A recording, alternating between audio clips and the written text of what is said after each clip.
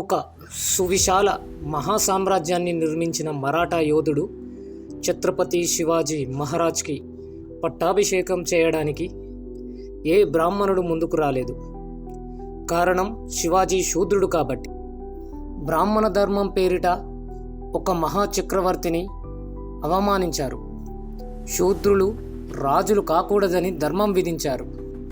ఛత్రపతి శివాజీని జీవితాంతం వెంటాడిన బ్రాహ్మణవాదం ఆ తర్వాత తమ పబ్బం గడుపుకోవడానికి శివాజీని ముస్లిం వ్యతిరేకిగా, కరుడుగట్టిన హిందూ మతాభిమానిగా మార్చి చరిత్రను వక్రీకరించి చూపించింది. భవానీమాత ఖడ్గం ప్రసాదించినట్టు మూఢ విశ్వాస ప్రచారం చేశారు. వాస్తవం ఏమిటంటే అది పోర్చుగల్లో తయారు చేయించిన ఖడ్గం. ఈ ఖడ్గం ప్రస్తుతం సతారా మ్యూజియంలో ఉంది. దానిపై పోర్చుగీస్ లిపి ఉంది.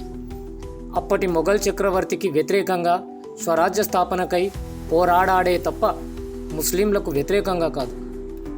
ఛత్రపతి శివాజీని ముస్లిం మత వ్యతిరేకిగా ప్రచారం చేసి తప్పుడు జాతీయవాదానికి ప్రతీకగా నిలబెట్టారు. ఛత్రపతి శివాజీ ముస్లిం వ్యతిరేకి అయితే తన సైన్యంలో 3వ వంతు ముస్లింలు ఎలా ఉంటారు? సాయుధ దళంలో ముఖ్యమైన ఆయుధాగార అధిపతిగా ఒక ముస్లింని నమ్మి ఇబ్రహీం ఖాన్ నేను ఎలా నియమించుకుంటాడు?